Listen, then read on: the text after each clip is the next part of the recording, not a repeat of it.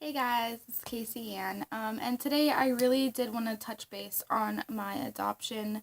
Um, it's something very important to me. This video may be long, I do apologize. However, I do need to talk about some things in an adoption. I know that everyone should know, like, what an adoption is, etc., and things like that, but there are different types of an adoption. For instance, there's an open adoption, like if you're a teen parent and you financially couldn't support or stabilize your child in your home, so you gave them up for adoption and a family came and took them, you can have an open adoption. Um, Meaning that you can still have contact with the child, and you'll have contact with the parents. So it's like a visitation right type of thing. And then there's a closed adoption, which is the one that I chose. And that's when the biological parent can't, like, see you, can't talk to you, no contact, basically can't find any information on you unless you're, like, 18. However, the closed adoption still is finalized even when you're 18. I wanted to talk about that and just, like, get that out of the way because I have been told several times by people, well, why didn't you just keep him as your stepdad and just change your name? Well, because if you looked up my past, you can find me online. You can find my old social media accounts, my old Facebooks, my old Instagrams, an old Twitter that I had when I was like 11. Why? I don't know. You can find my old YouTube channel. There's like no videos on it, but you can like find all of that stuff. And if you were to search me up on Google, you'd find my whole past history with my old name. However, with my new name, you're not going to find anything new on it. You may find this YouTube channel and my Facebook and maybe my Instagram, but that's about all you can find. But to get anything off of me here on YouTube, you'd have to ask me questions that I could answer. But for the sake of my privacy and my new life with my new name, I'm not going to give off any information about my past because I don't want to talk about it anymore. I'm tired of talking about it. There's a reason why I did get adopted. I was tired of having the people in my past, in my future, or in my present, trying to test my future. I was tired of people telling me, oh, you're making the wrong decision, or this isn't something that you truly want, you're just thinking about it. And I did get adopted. I got adopted Friday, March 17th, 2017, on St. Patrick's Day. And I got a closed adoption. Now, if my biological father, and I'm going to refer him to that, even though on the document through the adoption basically states that it's like my mom, Christina, and my dad, John, had created me, that there was no other person involved. But I'm going to refer him as my biological father. I won't say his name, but it's just easier to explain that way, because I don't want to say his first name. So it's like my biological father was trying to get information off of me, pretty much, and in order to do that, he'd have to go to the judge who signed the adoption form. And he'd have to talk to them about permission to do so, which can take a long time. However, I don't remember the judge's name, and even if I did, I wouldn't tell you guys, just because it's very personal to me, and I don't want anybody knowing, but I quite honestly don't remember. Like, I have the paperwork, but I don't remember it, like, the top of my head. I'm almost too caught up in the moment. But he'd have to go up and ask him for permission, and then if the judge said yeah, he could give him some information. But a closed adoption means that the biological parent, mother or father, can't get any information off of the minor. And I'm still a minor, I'm still 17. When I'm 18, if I chose to consent in talking to the biological father, I could, because I'd be an adult.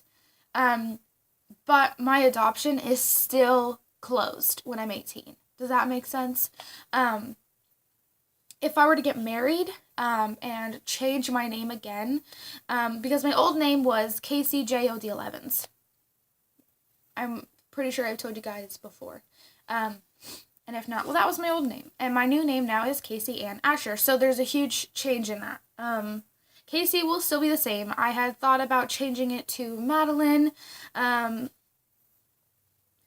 because my mom wanted to name me Madeline when I was like in her tummy still, and she loves the name, but I chose to stick with Casey because everybody knows me as Casey, and you guys know me as Casey, so we'll just leave it at Casey.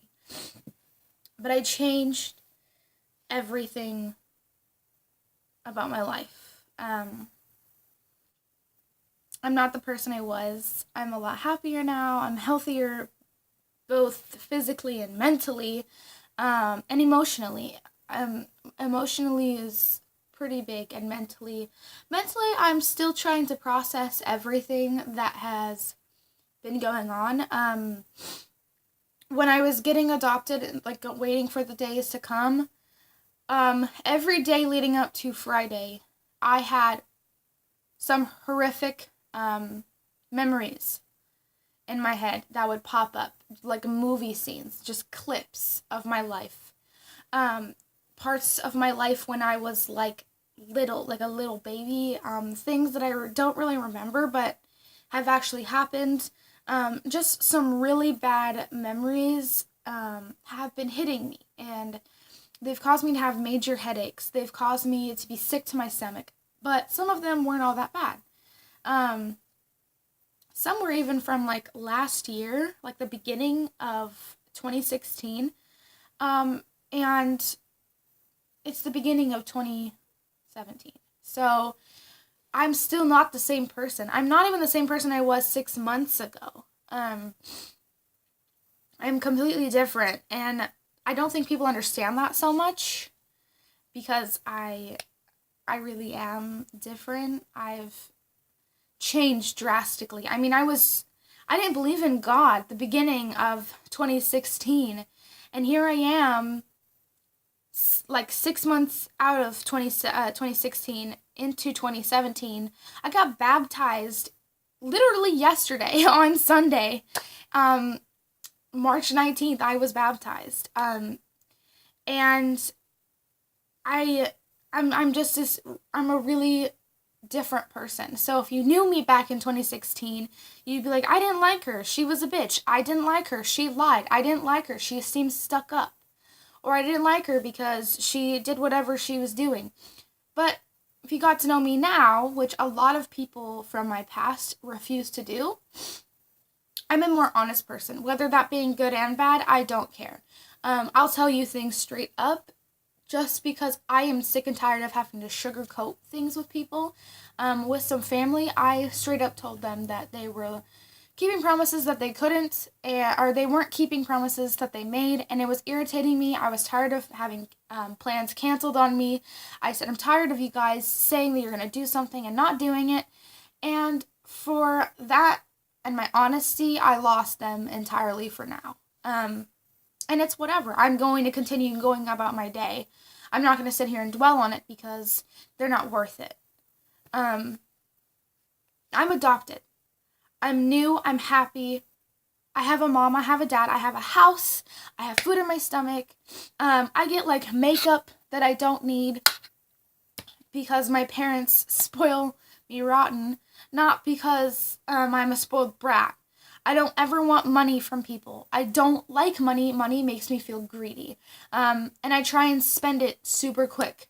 That's not a good thing, but I don't like it in my wallet. I don't like it in my hands. I don't like it in my pocket. I don't like it in my bag. I never try and have money. I've been using this bag, but I don't ever try and have money in here. And I don't ever try and have money in my actual purse because I don't like it on me. However, you should always have at least $5 on you because if you run out of gas, at least you put $5 into your tank and have a little bit more.